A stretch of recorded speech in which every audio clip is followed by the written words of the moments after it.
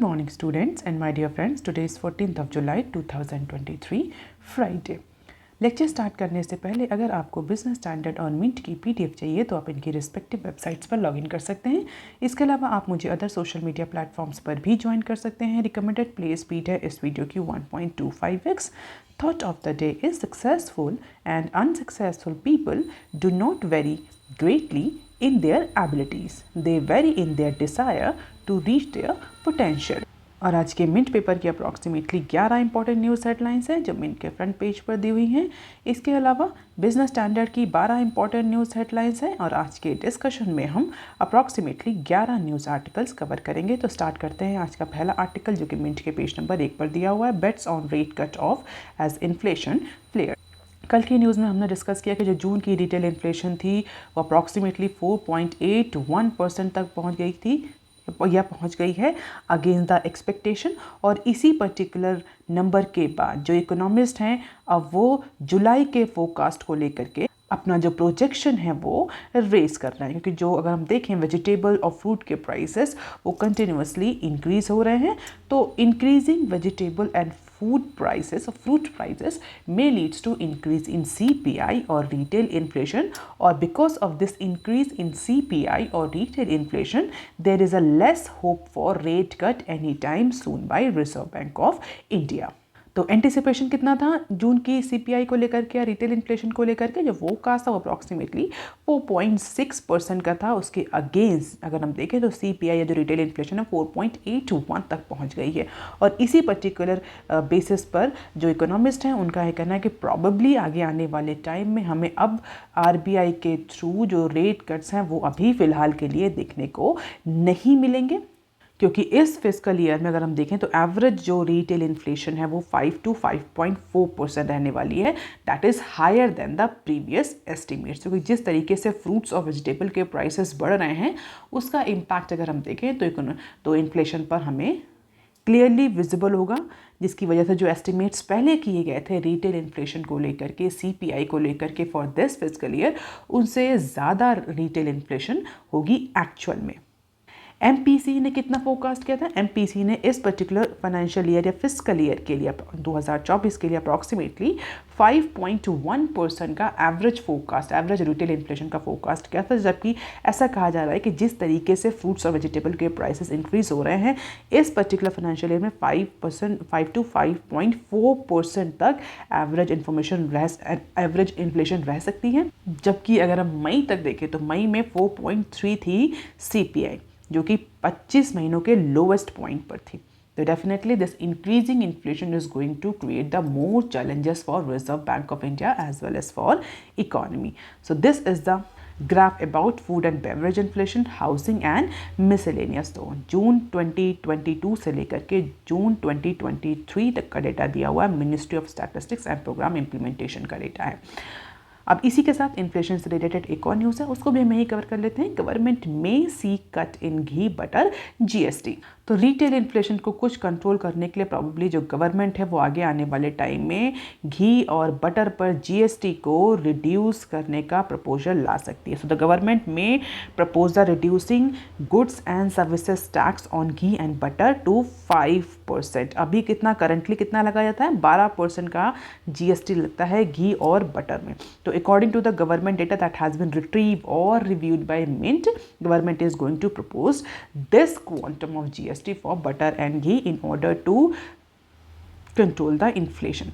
और ये प्लान कब आया? जबकि जब रिटेल प्राइस देखें मिल्क का तो वो 10% तक इंक्रीज हुआ है लास्ट ईयर में, और अप्रॉक्सीमेटली 21 या हम बोल सकते हैं 21.9 और 22% का इंक्रीज हमें पास्ट 3 ईयर्स में देखने को मिला है मिल्क के प्राइस में। और मिल्क के प्राइस में क्यों इंक्रीज हो रहा है? Because of the feed, increase in feed and fodder cost for the cattle. तो कैटल का जो फूड होता है, जो फीड होता है, उसके प्राइस में इंक्रीज हुआ है, जिसकी वजह से मिल्क का प्राइस भी लास्ट 3 ईयर से कंटिन्यूसली इंक्रीज हो रहा है। और उसी वजह से मिल्क और बटर, मिल्क जो बाई प्रोडक्ट्स हैं घी और बटर, उनका भी प्राइस इंक्रीज हो रहा है। That is why government is considering to reduce the GST that has been imposed on ghee and butter, जो कि 12% है, उसको 5% गवर्नमेंट करने जा रही है। लेट अस सी कि कब तक ये प्रपोजल जो है वो इंप्लीमेंट होता है। अब देख लेते हैं article number 2 that is given on page number 1 of Mint paper. SEBI to set up panel to suggest changes to SCRA। What is SCRA? Security contract regulation act. तो security and exchange board of India, जिसको हम short form में SEBI बोलते हैं, SEBI is planning to set up an expert committee और panel. किस लिए SEBI panel set करने जा रही है? जो 67 साल पुराना सिक्योरिटी कॉन्ट्रैक्ट रेगुलेशन एक्ट है, जिसको SCRA के नाम से जाना जाता है, उसमें चेंजेस लाने के लिए, यानी SCRA को रिव्यू करने के लिए, रिवाइज करने के लिए, चेंजेस को रिकमेंड करने के लिए जो security and exchange board of India है वो एक एक्सपर्ट कमेटी कॉन्स्टिट्यूट करने जा रही है। और बेसिक पर्पस क्या होगा इस एक्ट को लेकर के? सेबी का ये मानना है, सेबी का ये ऑब्जेक्टिव है कि इस एक्ट को सबसे पहले तो सिंप्लीफाई किया जाए।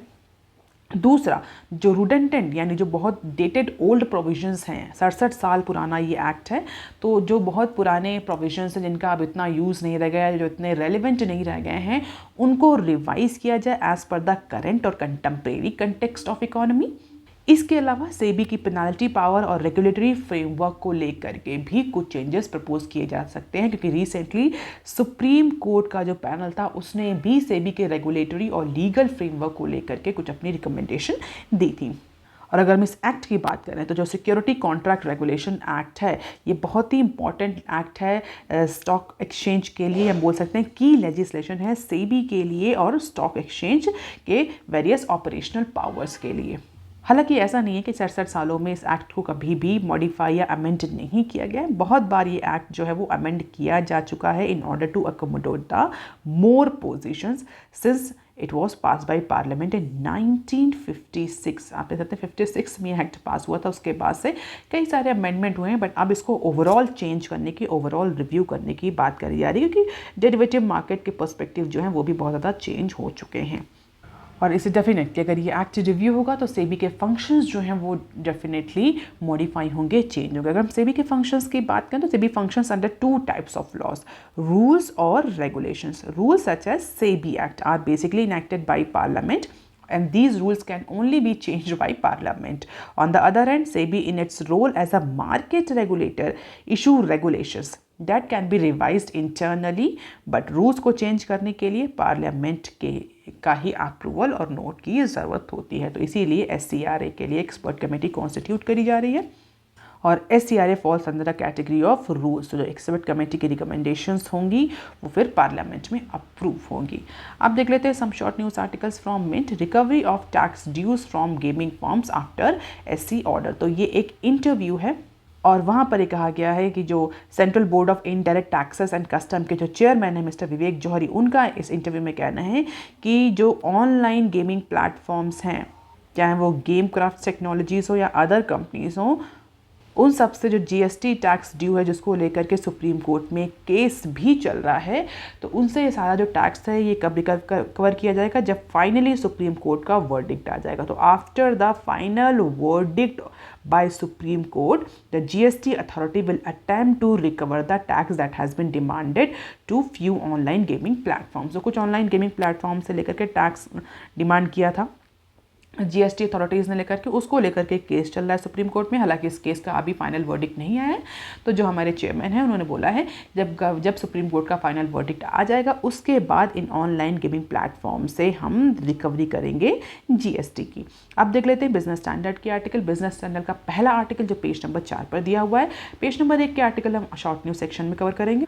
पहला आर्टिकल देख लेते हैं। India's role is to develop global consensus says DEA secretary.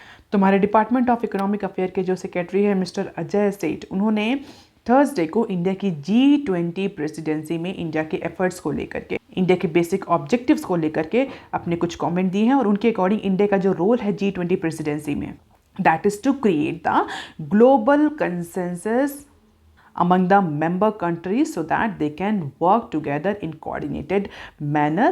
तो बेसिकली किसी भी इम्पॉर्टेंट इशू पर, जो भी ग्लोबल लेवल इम्पॉर्टेंट इश्यूज़ हैं उस पर ग्लोबल कंसेंसस बनाना, कोऑर्डिनेटेड मैनर में काम करना, ये सबसे पहली प्रायोरिटी है, या जो इंडिया के एफर्ट्स होंगे वो इसी डायरेक्शन में होंगे। तो जो थर्ड फाइनेंस ट्रैक की मीटिंग थी उसको लेकर के मीडिया को इंटरव्यू देने के ड्यूरेशन में गांधीनगर में जो हमारे DEA के सेक्रेटरी हैं, उन्होंने इंडिया के ओरिएंटेशन और इंडिया के अप्रोच के बारे में बताया कि G20 में इंडिया का अप्रोच कैसा रहेगा ग्लोबल लीडरशिप को लेकर के। और इसी के साथ कई सारे इकोनॉमिक चैलेंजेस को भी डिस्कस किया है कि जिस तरह से 40 साल तक लो इन्फ्लेशन का सिनेरियो रहा, उसके बाद सडनली जो वर्ल्ड में हमें हाई इन्फ्लेशन का ट्रेंड देखने को मिल रहा है, तो डेफिनेटली जो उससे इकोनॉमीज़ हैं वो डिफरेंट वेज जो है फाइंड आउट करें in order to cope up with those challenges. तो कई सारे ऐसे इश्यूज़ पर उन्होंने अपने पॉइंट्स या अपना जो ओपिनियन है वो मीडिया को बताया। अब देख लेते हैं article number 5 that is given on page number 4 of business standard, tighter norms in works for offshore e gaming platform. तो इस समय ई गेमिंग जो इंडस्ट्री है उसमें काफ़ी ज़्यादा हलचल मची हुई है। जीएसटी के नए लॉ के बाद अब जो डिपार्टमेंट ऑफ रेवेन्यू है वो एक सेपरेट मैकेनिज्म प्लान कर रहा है। किसके लिए, किस बात के लिए सेपरेट मैकेनिज्म प्लान कर रहा है? टू ट्रैक द ऑफ शोर ई गेमिंग प्लेटफॉर्म। ऑफ शोर मतलब जो फॉरेन कंपनीज़ हैं, ई गेमिंग कंपनीज़ हैं जो इंडिया में ये ई गेमिंग सर्विसेज ऑफर कर रही हैं। तो इस तरह की कंपनीज़ को, उनके प्लेटफॉर्म्स को, उनकी एक्टिविटीज़ को, उनके बिजनेस को, उनके ऑपरेशन को ट्रैक करने के लिए एक सेपरेट मैकेनिज्म को ड्राफ्ट किया जा रहा है जिससे कि उनको भी जीएसटी के पर्व्यू में लाया जा सके। जो 28% जीएसटी का प्रपोजल आया है उसमें जो फॉरेन और जो ऑफशोर ई गेमिंग प्लेटफॉर्म्स हैं उनको भी इंक्लूड किया जा सके, इसलिए एक सेपरेट मैकेनिज्म डिवाइस किया जा रहा है। And this mechanism will ensure the tighter declaration by Indian resident while making the payment. तो जो इंडियन रेजिडेंट्स हैं जो इन फॉरेन या ऑफशोर ई गेमिंग प्लेटफॉर्म्स को यूज़ कर रहे हैं या उस पर किसी भी तरह का गेम खेल रहे हैं तो उन्हें ज़्यादा से ज़्यादा डिस्क्लोजर देना पड़ेगा पेमेंट करते समय, जिससे कि जो ऑफशोर ऐप्स हैं उनके बारे में, उनके बैंकिंग चैनल्स के बारे में ज़्यादा से ज़्यादा इंफॉर्मेशन या ग्रैनुलर इंफॉर्मेशन जो है वो डिपार्टमेंट ऑफ रेवेन्यू कलेक्ट कर सके। इसके बाद डिपार्टमेंट जो है वो ऑफशोर एंटिटीज़ के लिए ये भी मैंडेटरी कर रहा है कि वो अपना जीएसटी रजिस्ट्रेशन करें with in the specific period for tax purpose. तो ऐसी जितनी भी ऑनलाइन गेमिंग प्लेटफॉर्म कंपनीज हैं जो कि फॉरेन बेस्ड हैं वो अगर इंडिया में ऑपरेट करना चाहती हैं तो अब उन्हें जीएसटी में रजिस्ट्रेशन करना पड़ेगा। दूसरे कई सारे जो रूल्स हैं वो इस नए मैकेनिज्म के तहत ड्राफ्ट किए जा रहे हैं। और अगर कोई भी gaming platform company specially offshore gaming platform company किसी भी तरह के रूल को कंप्लाई नहीं करती है तो उनका एक्सेस जो है वो इंडियन मार्केट में ब्लॉक कर दिया जाएगा और उन पर लीगल डिस्कोर्स भी किया जा सकता है टैक्स रिकवरी के लिए as per the individual aware about this matter. तो जीएसटी काउंसिल के डिसीजन के बाद से जितनी भी ऑनलाइन, चाहे वो home grown online gaming platforms हों, चाहे वो ऑफशोर ऑनलाइन गेमिंग प्लेटफॉर्म्स हो, उन पर टैक्सेशन को लेकर के, डिस्क्लोजर को लेकर के जो डिपार्टमेंट ऑफ रेवेन्यू है अब वो नॉर्म्स को टाइटर कर रहा है। आप देख लेते हैं article number 6 that is given on page number 6 of business standard, India needs it's rightful place, Modi's UNSC पेश। तो मोदी ने, यहाँ बोल सकते हैं इंडिया के प्राइम मिनिस्टर ने इंडिया की जो परमानेंट मेंबरशिप है यूएनएससी में, UNSC stands for United nation security council. तो जो P5 जिनको P5 के नाम से हम जिनको जानते हैं, परमानेंट 5 के नाम से जानते हैं, उस P5 को रिफॉर्म करने के लिए इंडिया कई टाइम से अपनी वॉइस को रेज कर रहा है और इंडिया उस परमानेंट 5 या परमानेंट मेंबरशिप को लेकर के अपनी वॉइस रेज कर रहा है। इंडिया का कहना है कि अब इस पर्टिकुलर P5 का जो ग्रुपिंग है, जो P5 ग्रुपिंग में, इसमें चेंज की ज़रूरत है और इंडिया जैसे और सारे कई कंट्रीज जिनका अब ग्लोबल लेवल पे जिनकी इंपॉर्टेंस बढ़ गई है उनको भी परमानेंट मेंबरशिप देनी चाहिए। तो आप मुझे कमेंट सेक्शन में करके बताइए कौन कौन से ऐसे P5 कंट्रीज हैं यूएनएससी में। इंडिया, डेफिनेटली इंडिया नहीं, इंडिया के अलावा ये P5 कंट्रीज कौन से, और इंडिया के अलावा 2-3 और कंट्रीज के लिए परमानेंट मेंबरशिप डिमांड कर रहा है। तो उसको लेकर के अपनी पेरिस विजिट में यूएन सिक्योरिटी काउंसिल में इंडिया की परमानेंट मेंबरशिप को लेकर के जो हमारे प्राइम मिनिस्टर हैं उन्होंने अपनी वॉइस फिर से रेज करी। उनका कहना है कि इंडिया जो है वो अपना राइटफुल प्लेस डिमांड कर रहा है। India's demand is not unnecessary, not irrational, not illogical. India is demanding इस राइटफुल प्लेस, क्योंकि इंडिया की जो इंपॉर्टेंस है, जो ग्रोइंग इकोनॉमिक पावर है, वो कहीं ना कहीं अब इस पर्टिकुलर फोरम में इंडिया की परमानेंट मेंबरशिप के लिए एलिजिबल है। अब देख लेते हैं next clip, Xiaomi in talk with Dixon other India made phones. तो इंडिया की स्ट्रैटेजी को लेकर के जो चाइनीज़ मोबाइल डिवाइस मैन्युफैक्चरर है Xiaomi, उसने अपने स्ट्रैटेजी में मेजर चेंज लाया है। अब वो made in India mobile phones को एक्सपोर्ट करने के लिए specially to West Asian countries कुछ जो है वो पार्टनरशिप इंडिया में सर्च कर रहा है। Xiaomi जो कि 3rd लार्जेस्ट स्मार्टफोन ब्रांड है इंडिया में in terms of the shipment volume after Samsung and Vivo. तो अब वो कई सारे जैसे डिक्सन टेक्नोलॉजी और अदर जो home grown electronic manufacturing devices हैं, EMS है, उनके साथ नेगोशिएशन है, बोल सकते हैं एडवांस नेगोशिएशन की स्टेज में है, कई सारे अलाइंसेस फॉर्म करने के लिए। for local production of its phone so that India's land और India can be used as a exporting destination, मतलब इंडिया से फ़ोन एक्सपोर्ट करके अदर जो वेस्ट एशिया अफ्रीकन कंट्रीज़ है वहाँ पर मोबाइल डिवाइसेस जो है वो एक्सपोर्ट करी जाए। तो लेट अस सी कि ये नेगोशिएशन कितना सक्सेसफुल होता है। फिलहाल के लिए ये एडवांस स्टेज पर पहुँच चुका है as per the people aware about this matter. अब देख लेते हैं नेक्स्ट क्लिप। यूक्रेन वॉर में be push to last minutes of G20 talks. तो G20 की प्रेसिडेंसी इंडिया के पास है, उसमें डिस्कशन को लेकर के कई सारे पॉइंट्स, कई सारे टॉपिक, कई सारे इश्यूज़ की लिस्टिंग करी गई है। और इस समय अगर हम ग्लोबल इंपॉर्टेंस को देखें तो यूक्रेन वॉर जो है बहुत ही इंपॉर्टेंट पॉइंट ऑफ डिस्कशन है, लेकिन ये एप्रीहेंशन किया जा रहा है कि रशिया यूक्रेन वॉर रिलेटेड जो प्रपोजल है, जो पैराग्राफ है, उसको एजेंडा आइटम में सबसे लास्ट में रखा जा सकता है। India is pushing discussion on contentious matter to the last minute. अब इसके कई सारे रीज़न हैं। इंडिया बेसिकली इस G20 फोरम को प्रोडक्टिव पर्पस के लिए यूज़ करना चाह रहा है। दूसरा ये है कि रशिया से हमारे जो रिलेशन है उनको स्ट्रेंथन करने के लिए, उनको सेव रखने के लिए फिलहाल इंडिया इस किसी कंटेंशियस इशू पर रशिया के अगेंस्ट नहीं जाना चाहता है, ओपनली रशिया के अगेंस्ट बात नहीं करना चाहता। That is why India is actually pushing this Ukraine war related issue up to the corner in agenda meeting और एजेंडा आइटम्स। हालांकि कई सारे G20 मेंबर्स कंट्रीज हैं जो ये डिमांड कर रहे हैं कि यूक्रेन वॉर को प्रायोरिटी बेसिस पर, रशिया यूक्रेन क्राइसिस को प्रायोरिटी बेसिस पर G20 फोरम में डिस्कस किया जाए। फिलहाल के लिए इंडिया के पास प्रेसिडेंसी है तो इंडिया ही एजेंडा आइटम जो है वो डिसाइड कर रहा है। एक्चुअल में क्या होगा ये तो बाद में पता चलेगा, लेकिन ऐसा कहा जा रहा है कि एप्रीहेंशन यही है कि रशिया यूक्रेन वॉर रिलेटेड जो भी प्रपोजल पैराग्राफ्स हैं वो फिलहाल के लिए अप टू द कॉर्नर या लास्ट में या लास्ट मिनट में डिस्कस किए जा सकते हैं। अब देख लेते हैं next clip. HCL tech to buy German firms for $279 million। So HCL technology has significant definitive agreement to acquire 100% equity stake in ASAP group. तो ASAP ग्रुप को पूरी तरह से बोल सकते हैं उसका 100% इक्विटी शेयर जो है वो HCL एक्वायर करने जा रहा है, या सीधे सीधा भाषा में बोले तो German automotive engineering service provider जो है उसको HCL टेक्नोलॉजी खरीदने जा रहा है अप्रॉक्सीमेटली $279 million की डील में। और ऐसा कहा जा रहा है कि जो एक्विजिशन है ये इस साल सितंबर तक, यानी सितंबर 2023 तक ये एक्विजिशन कंप्लीट हो जाएगा। और इससे कहा जा रहा है कि HCL टेक्नोलॉजी की जो इंजीनियरिंग सर्विसेज हैं वो स्ट्रेंथन होगी और उसकी एडवांस टेक्नोलॉजी कैपेबिलिटी जो है वो fast growing automotive engineering services segment Europe और अदर जो ग्लोबल मार्केट है वहाँ पर HCL की पोजीशन को स्ट्रेंथन करेंगे। अब देख लेते हैं next clip. Tesla battery supply Panasonic in talk to set up plants in India. तो टेस्ला के लिए फिलहाल के लिए गवर्नमेंट किसी भी तरह का टैक्स फेवर नहीं दे रही, लेकिन जो टेस्ला के बैटरी सप्लायर्स हैं वो इंडिया के कई सारे प्लेयर्स के साथ जो है वो डिस्कशन में। तो पैनासोनिक जो है वो एक स्ट्रेटेजिक मूव में इंडिया के कई सारे जो कंपनीज हैं गवर्नमेंट के साथ नेगोशिएशन में है to set up its battery manufacturing unit in country. तो बैटरी मैन्युफैक्चरिंग पैनासोनिक जो है वो बैटरी मैन्युफैक्चरिंग करता है किसके लिए? टेस्ला के लिए।